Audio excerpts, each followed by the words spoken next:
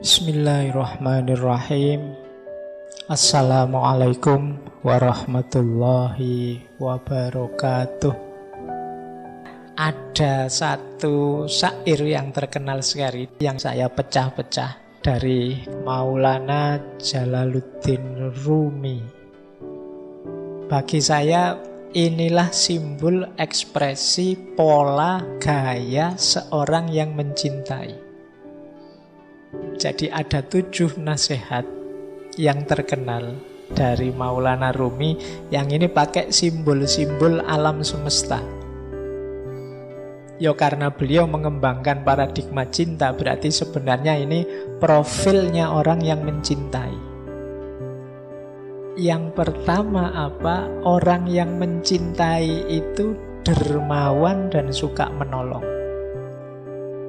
Kata Maulana Rumi, dalam kedermawanan dan menolong, jadilah seperti sungai. Sungai itu kan banyak memberi apa saja pada masyarakat di sekitarnya. Sungai sering jadi pusat sumbernya hidup. Kalau teman-teman belajar peradaban-peradaban manusia awal, itu biasanya dimulai dari pinggir-pinggir sungai. Karena di situ kuncinya hidup. Dia memberikan banyak. Ya tidak menunggu balasan apa-apa. Meskipun kadang-kadang balasan kita pada sungai kan jelek. Kita kasih sampah lah, kita kasih kotoran lah, kita kasih apalah. Tapi sungai selalu memberi banyak hal. Nah, jadilah orang yang mencintai. Pecinta itu dermawan dan penolong seperti sungai.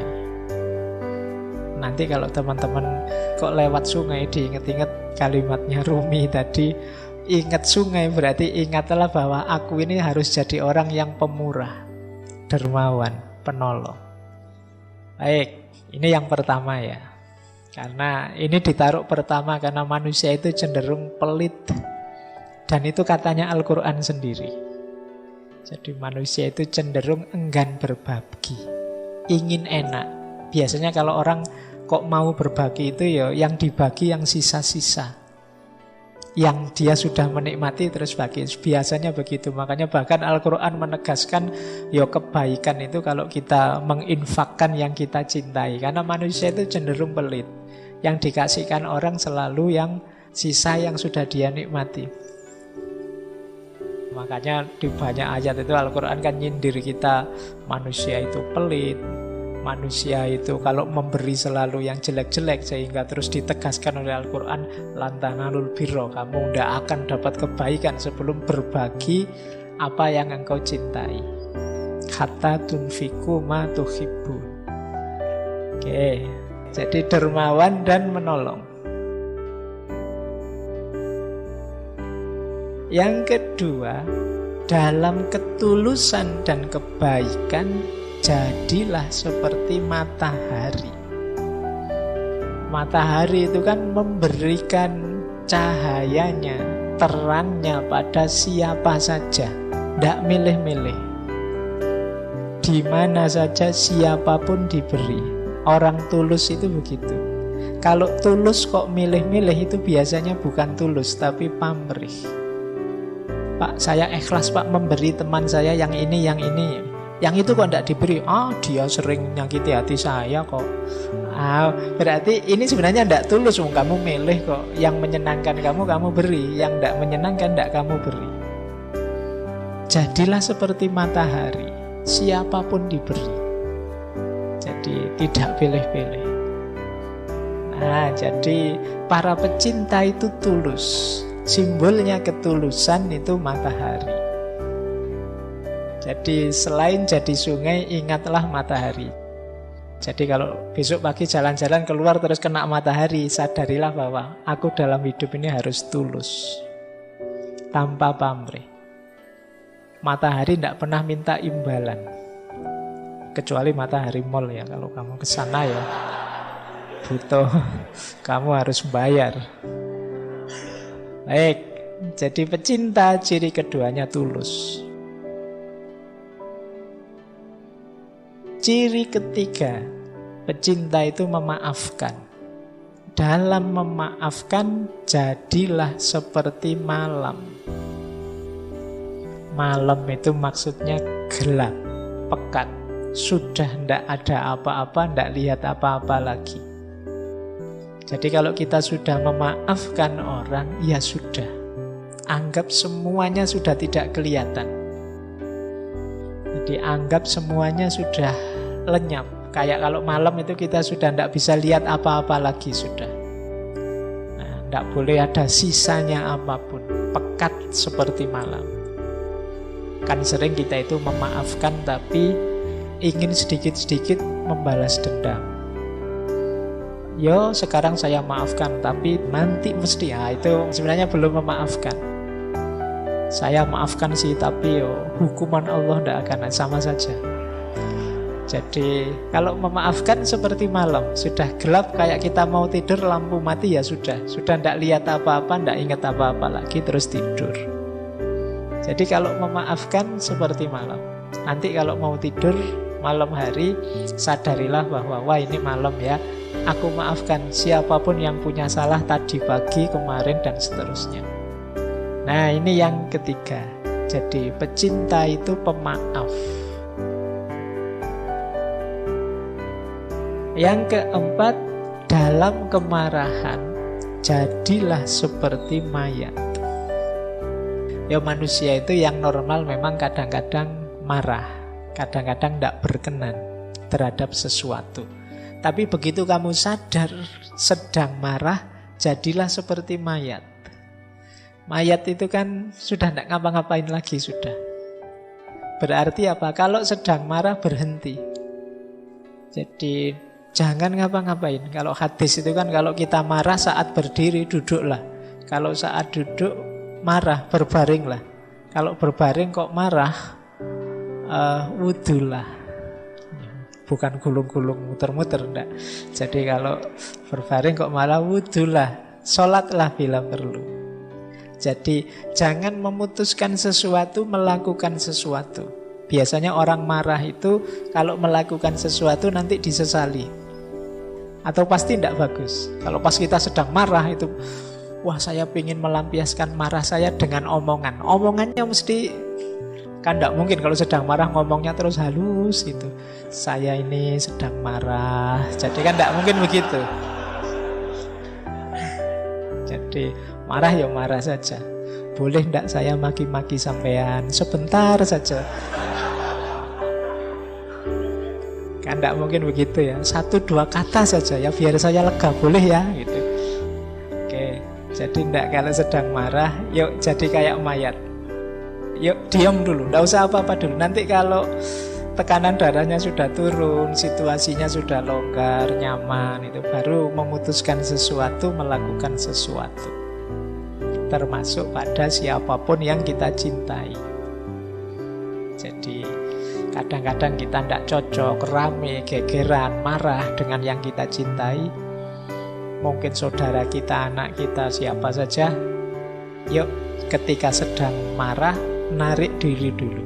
Nanti saja ngomongnya, nanti saja melakukan sesuatu. Yang kelima, saat kita sederhana dan rendah hati, jadilah seperti bumi. Jadi pecinta itu sederhana. Sederhana itu maksudnya apa adanya, tidak dibuat-buat. Ya inilah aku apa adanya. Inilah levelku, inilah kenyataan diriku. Itu namanya kesederhanaan. Jadi kesederhanaan itu bukan kok dimiskin-miskinkan atau enggak. Biasa saja, sesuai situasimu, sesuai kondisimu. Tidak berlebihan. Nah, kondisi ini kalau di Maulana Rumi, jadilah seperti bumi. Bumi itu kan sangat rendah hati, sangat sederhana. Tidak pernah gaya. Di dalam dirinya ada kandungan luar biasa, mungkin kandungan emas, logam, macam-macam, tapi kan bumi tidak pernah sombong, tidak pernah pamer. Dia rendah hati, diinjak-injak. Tiap hari kita mewarnainya dengan angkara murka, dia tetap teguh sebagai dirinya. itu bumi. Jadi mari belajar dari bumi. Kalau kita jalan di atas bumi, sadarilah kasihan sekali ya bumi ini. Kita warnai dia dengan macam-macam. Bumi itu kita lempari dengan sampah dan kotoran, tapi yang diberikan kan tumbuh-tumbuhan, makanan, dan lain sebagainya. Nah, jadi orang yang sederhana dan rendah hati. Bumi tidak pernah komplain, tidak pernah demo, tidak pernah mengeluh terhadap segala kelakuan kita. Dia selalu memberikan yang terbaik yang bisa dia berikan untuk kita. Selanjutnya, toleran. Para pecinta itu toleran. Simbolnya apa? Laut. Laut itu kan dia menampung apa saja. Karena dia luas, maka apa saja bisa masuk. Baik itu yang indah-indah, yang kotor-kotor, semuanya masuk, ditampung oleh laut. Sungai itu kan membawa apa saja, ya terakhirnya di laut. Aliran apa saja, ya finalnya di laut. Jadilah toleran. Toleran itu terbuka menerima apa saja sebagaimana laut.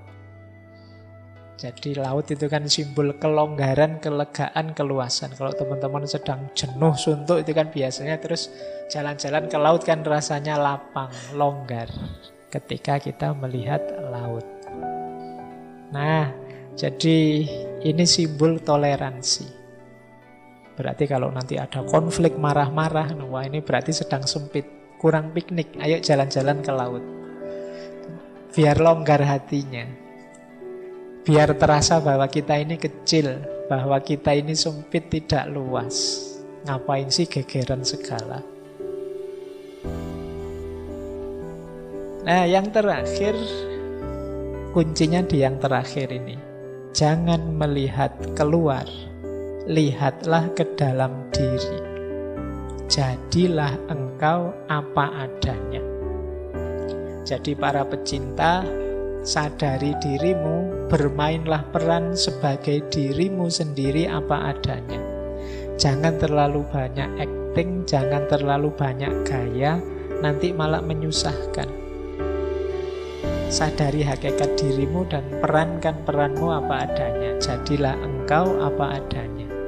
Kita itu sering ngundang masalah sendiri karena kita tidak jadi apa adanya. Kalau hari ini mungkin pakai istilah pencitraan. Sudah terlanjur mencitrakan diri, misalnya sebagai anak soleh misalnya. Sudah terlanjur bilang, oh saya itu soleh, saya itu. Itu kan terus jadi beban. Akhirnya kamu di depan orang tiap hari harus acting jadi orang soleh. Itu kan berat.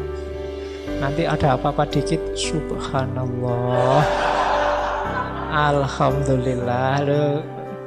Ya kalau soleh ya soleh saja, nggak usah pakai acting berlebihan, sesuai dengan situasimu apa adanya.